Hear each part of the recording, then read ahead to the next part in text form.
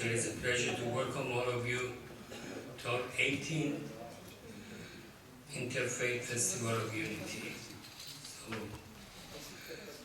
when we started, I think that there were only a few of us in the city of LA, and thank God it's growing. And I was invited to a few interfaith events tonight, but I decided to stay here.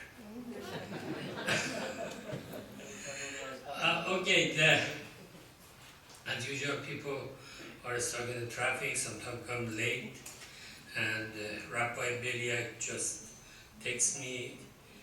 He is with a patient. As soon as he finishes, he will join us. Some people come late, and want to leave early.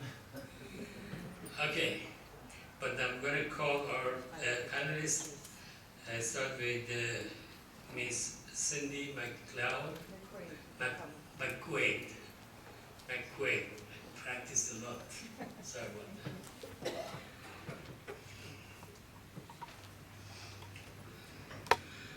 Rabbi Meir Gottlieb. From here, Rabbi. No, we have to do more events. So we won't work. No, we are in the right and we are in the wrong. Okay, and Archbishop Kimo Kiawe. Did I say it right? Thank God. We have new faces today. I'm very happy with that. Aziza Hassan. Always responding yes to our interfaith. Okay, and Rabbi Beliak is not here. Steve Gillon, brother Steve Gillon. Even his wife is not here yet. Rabbi Sarah Bassin.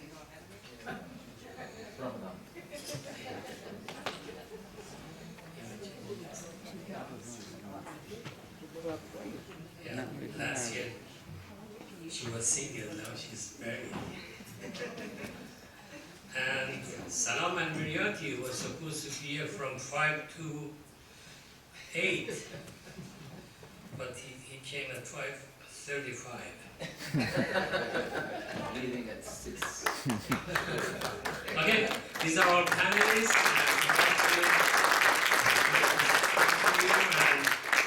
And as usual, we would like to ask our panelists to introduce themselves and say what they are doing. And Cindy was introduced to us by Salam al-Mayati. Yeah, through the Islamic Center. Do you want to introduce yourself? Oh, thank you. Yes, thank you very much for allowing me this opportunity. My name is Cindy McQuaid. I'm here from the First United Methodist Church of Santa Monica. I'm a longtime congregant, member of the church, active in the community. I'm a licensed social worker, also working in the medical field. I'm on the board of Upward Bound House, which is a project for homeless children and their families started by our church. And also I participated in the Standing Together workshops, which we began at our church a number of years ago. And we now have Muslim prayer on Friday afternoons. And I try to attend those, especially when it seems to be an extra important time of need for support. So thank you for having me here today. Rabbi Gottlieb. Shalom, salam. My name is Rabbi Mel Gottlieb, and I'm the president of the Academy for Jewish Religion, California. That's a graduate school that ordains rabbis, chaplains, and cantors. And we've graduated 180 students so far, and they're going out and leading works for social justice and peace, and bringing love to the world and justice to the world.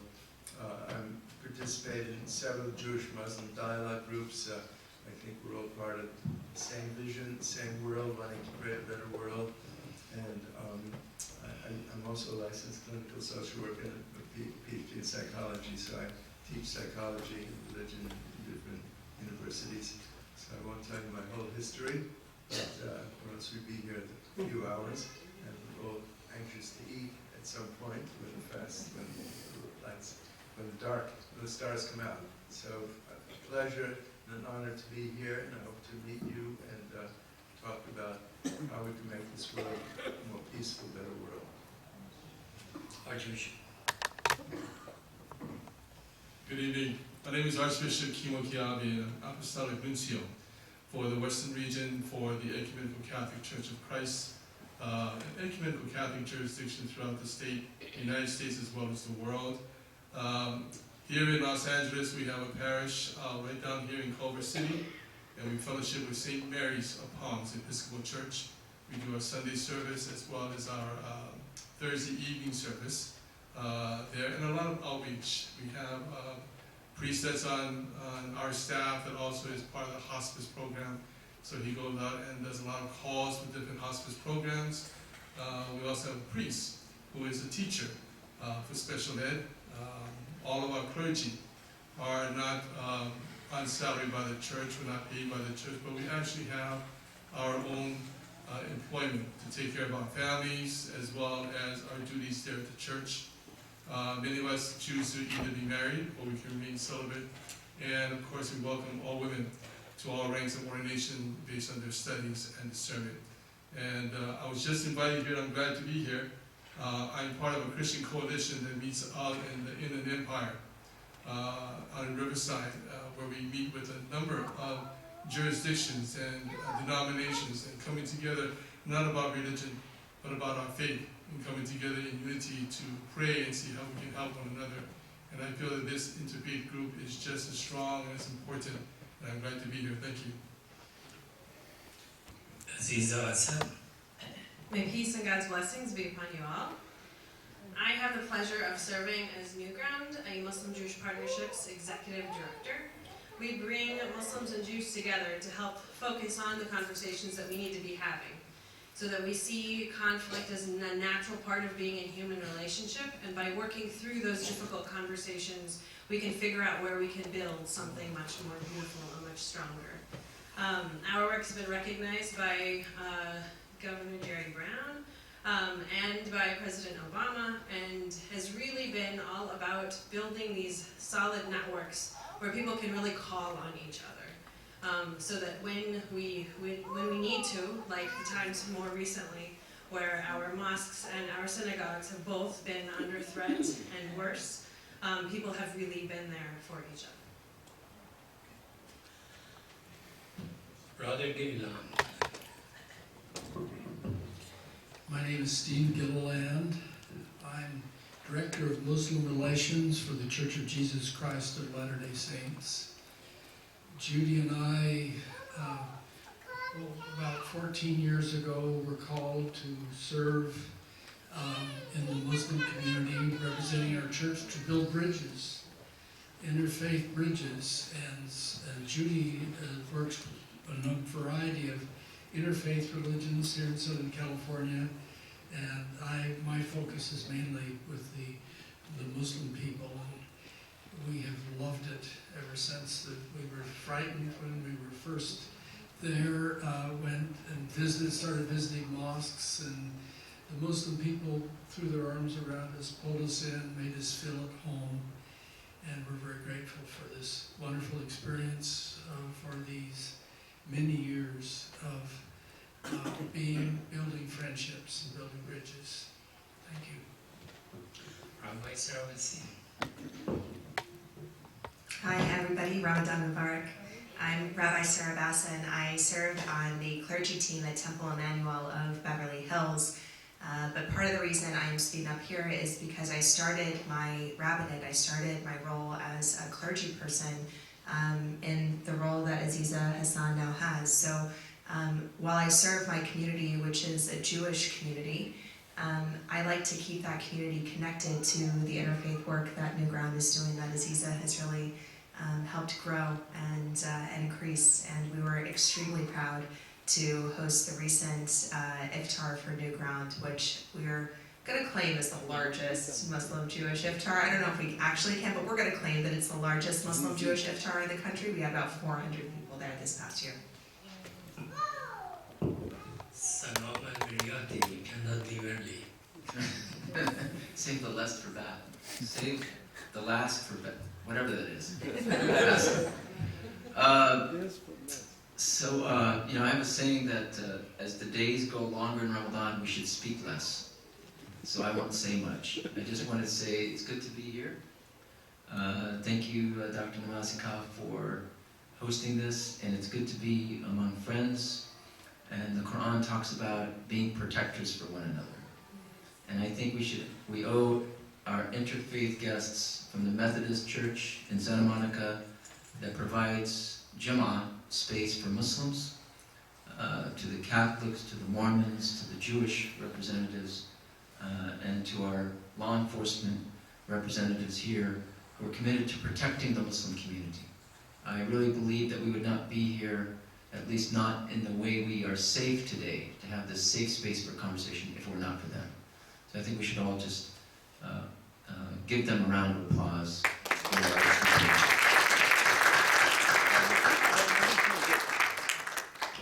Okay, I think that I'm going to start with Salam this time, from here.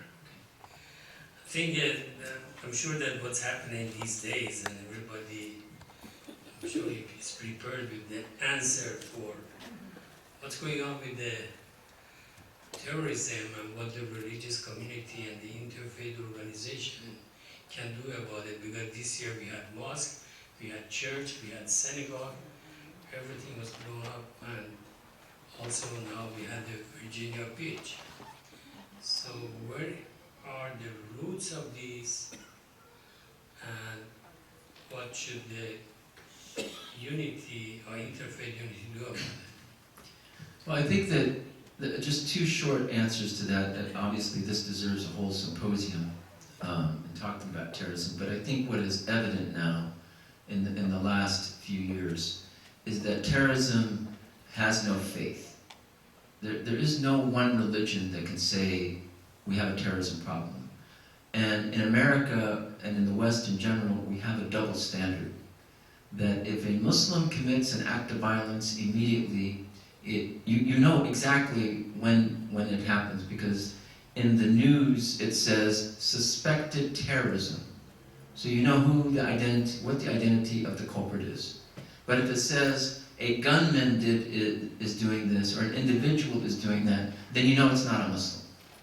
And we have to get rid of the double standard on how we look at terrorism. That Charleston and Pittsburgh and San Diego and New Zealand and Sri Lanka, it doesn't matter what the faith of the culprit is. That person is committing an act of hate. There's hatred in his heart. And it comes from an ideology, a thinking, from wherever that person got it. Usually it's from the internet. So we have to deal with terrorism with one yardstick and stop saying that if it's not a Muslim, then it's an isolated incident. But if it's a Muslim, then the sky is falling and we have to change the whole policy and the whole culture and investigate and have the FBI do more surveillance here and there and get our law enforcement in tensions with us. That is just a waste of time. So call terrorism for what it is, and terrorism has no faith. That is how we should look at the problem of terrorism. I think that one of the greatest struggles as we're dealing with an increasingly fractured society is that we tend to have partisan reactions to anything in the news, and that includes acts of hate. That just as Salam said, we're more likely to call something terrorism based on the identity of the person, not by virtue of the act. And I think the way that all of us here who are pluralistic in our orientation, who are peaceful, who are more oriented to the collective, the one thing that we can do is to not make hate a partisan issue. So that if you find yourself on the right of the political spectrum, that you don't only identify hatred as coming from the left. And if you identify on the left, you don't only identify hatred as coming from the right. And this is particularly significant in the Jewish community right now. In the Jewish community, there's not a uniformity of political alignment. And folks who are on the right will often only point to the fact that they see anti-Semitism on the left in academic spaces, on college campuses, through what they identify as anti-Semitic within the BDS movement. But folks on the left also are only willing to call out anti-Semitism when they see it in white nationalist circles and in those spaces. And I think that there's something that's lost when we don't just call out hate as hate. And wherever we find ourselves on the political spectrum, we have to be willing to call it out, not only when we see it over there, but also when we see it in our own midst. Steve? Judy and I, in the years that we have served working with Interfaith and in the Muslim community, have spent many hours, especially during Ramadan, in people's homes and in the mosques and in various community centers where Muslims have gathered. We usually end up going to an iftar every other night during Ramadan. And over these many years, we've been in homes many times in places where there's large gatherings of Muslims and we're the only non-Muslims in the room. Many settings, and we have never heard anyone condone terrorism, ever. We find that there are those who disagree politically with our government, but I find that they're patriots. They're supportive of freedom. The immigrants who've come here came here to enjoy the freedom that's here. They love America, and they're more committed to America as supporters and patriots and out of love than many Americans that I know. People have been born and raised in this country who don't understand the difference that these people have seen. I have never heard any support at all. And when I hear someone talking about Muslims as terrorists, I just have to tell them. First, I say, have you ever met a Muslim? Many cases, they've never met a Muslim. Have you ever visited a mosque? In many cases, they've never ever been in a mosque. They've never opened the Quran. They can say, well, the Quran says this and this and this. They've never opened one. They've heard on the internet and other places what they say Muslims teach. It's not true. We have found that the Muslim people to be the most loving, patriotic, generous, religious, committed to their faith and their religion than we find in many other communities where we serve with Interfaith. All I can say is thank you, my brothers and sisters, for your goodness to us. Aziza? I really appreciate everything that you have brought up, from the different points on the double standard and really addressing that, to really the introspection and the importance of reaching out. When I wanted to go into those 3 points a lot further. In my reading of Juz 26 of the Noble Quran, I was really struck by this verse that I learned probably when I was a kid, but I think is really relevant to right now. And essentially, the spirit of the verse is that if a troublemaker comes to you with news, you should always check the news before you spread it, lest you regret the pain that you will cause to another. And how often do we perpetuate and do we continue to say things that aren't necessarily true, that we don't know, because we haven't spoken to somebody? And I mean, I just pause and I ask myself the same question. And so that's why I think programs and opportunities where we reach out to different people of different faith and different people of different backgrounds are so important, like the Standing Together program. It gave me such a joy to hear that you're actually using it, because I'm one of the co-authors of that program. And just to be able to see and sit in front of somebody who's different, and to be able to ask the tough questions, I think that's a critical piece of our pluralism and a muscle that we're not exercising enough. I mean, it's a bedrock of America's founding, and yet how closely do we hold it to our hearts if we're not willing to practice it? And I look at the strength of our democracy and the ability to be able to see people from different backgrounds and be able to work through the difficult things so that we can actually find a stronger solution. And that's where I think there's this missing link. It's in our own personal ownership to this very important problem. Archbishop? I'm not going to speak in general for the whole Catholic Church, but I can speak from the ecumenical side of the ecumenical Catholic Church. When people have asked us many times, how do you handle terrorism, bigotry, racism? How does it make it bad? How do you bring hope to something like this? And really there is no answer to this, because all of this, including terrorism, has been around for a while. But I think a lot of it begins with what we're doing here, what some other communities are doing now, and that is, first of all, bringing unity among the churches. Because if you look at terrorism, and I feel, ever since I've been here since 2016 to develop this ecumenical archdiocese, and I hear what's happening in our mosque, I hear what's happening to a Muslim, it hurts me, because we're all Christians. It hurts me that what are we going to do to stop all of this? And can we stop it? Can we stop it even in our own lifetime? Our brothers and sisters up here who are opening their doors and just welcoming everybody, this is one of the first steps towards recognizing terrorism, racism, bigotry, and we could never in our lifetime bring it to an end, but we can try to reduce the impact that it's making in our community. We as ecumenical Catholics here in Los Angeles, we stand up for the Muslims, we stand up for the Jews, we stand up for any denomination that needs and wants to come together. One of the things I learned, I'm from Hawaii, and we don't hear so much of this in Hawaii as we hear here in the continental US, but we still feel the impact in Hawaii.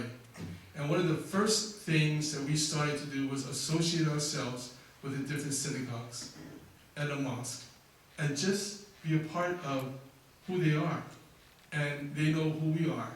And one of my biggest accomplishments to me personally was sitting down with Keisha Sama, who is a Buddhist monk at the Shinyuan Temple. Catholics, Roman Catholics, I'll tell you, would not enter a mosque. They would not enter a Buddhist temple.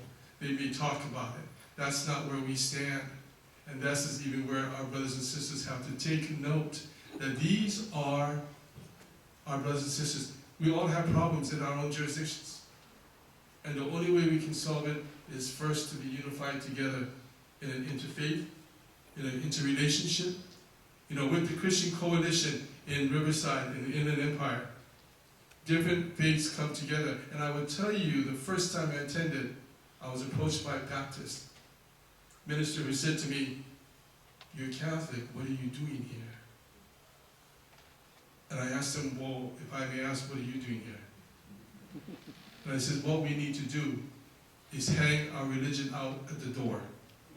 Come in here without faith.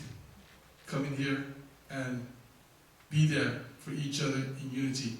That is how we can help to not solve the problem of the world, including terrorism, but to at least try and lessen the impact that it's doing to our community, especially, it's sad to say, the impact that it's doing to our Muslim community. Thank you. Rabbi Buckley. I think what everything that's been said is important. I agree with it. I'd just like to add a few other factors. There's no doubt that there's been a rise in Islamophobia and anti-Semitism over the past few years. Figures have shown tremendous increase in both communities. And both groups are targeted for similar reasons. They're different, they dress differently. Sometimes people are jealous of them. Sometimes people think they're too clannish, and therefore they're singled out. But why are they singled out? Who are the terrorists? I think not only do we have to stop them with strong security, but I think we have to enter their consciousness. In other words, a person who hates usually comes from a sense of fear, or someone who feels invisible, someone who's so angry that they can't see things rationally, and then they go on the internet and find other people who are also feel displaced. So we have to engage with their psyches and not be afraid to listen to them and hear what their losses are. You know, there's this white nationalism as a result of many white people feeling that different groups are taking over and their power is being lessened. So how do we hear their pain as well? It may sound simplistic, but I think it's very essential in order to overcome the terror that we have. Otherwise, we're just treating the symptom rather than the underlying causes. One of the healing strengths is what's been mentioned before. How do we connect with each other as groups who are being targeted and find the love that each of us share and feel the support that also attenuates our anxieties and fears, that we have religious groups who always want the same thing, love, justice, and if we take hands with each other, we feel strengthened and we work in our communities and other communities, because as was said before, one of the main problems is this stereotype that we don't know each other. For the years that I've met Muslims and been overwhelmed by the respect that they have for religion and the wanting for them to be known as well by me, I can feel in my bones and from my experience that we're all human beings created in the image of God. We all want the same thing. We want peace and love and health for ourselves, our children, our grandchildren. So groups like this are so essential because we get to know each other. We get to know that each of us are created in the image of God, and even to the terrorists, there must be some light that we can reach, and we need to have that faith and that hope to accomplish that. And also, what was said before really is impactful, the spreading of gossip, because we don't even know the other. We have these pictures of the other that really creates hate and slander. And in Hebrew, in the Jewish tradition, we call it lashon hara, the evil tongue that's always putting people down because of our own inadequacies. So we have to be very careful about that. To sum up, we need to examine the fears in the other, provide security that's essential, get to know us, other people, and have the faith that ultimately we're all created in the image of God, and we have to hold hands together, believe that, have that strong faith, and transform the world for the future, and we say, Amen. Thank you. Thank you for starting our Standing Together group. I just want to relate a couple of stories that happened after we began to meet as the Muslim and Christian community, and people would come and their children would play while we were in meetings. And shortly after that, we were having an Easter egg hunt at the church, and some of the kids from the Muslim community had been passing, and they knew the church, and they came and participated in the Easter egg hunt. And then shortly after that, we voted my church, and all of a sudden I was meeting my Muslim friends from the neighborhood who voted the church. So the doors began to open. I think we need to do more of that. I think there needs to be follow-up. We talked about that, of having dinners together and gathering together. And unfortunately, what I personally have seen happen is that I show up for the Friday prayer after there's been an incident. I want to be in solidarity. I want to be in support. But I also need to show up when there isn't a problem. We need to be there for each other in the good times as well. So We need to continue with the standing together, but we need to also find other ways to come together in celebration, in doing community action. One of the things that I know for me as I was raised, and the older I get, I think of how my mother raised us. And we could not, in the privacy of our home, make fun of other people. We couldn't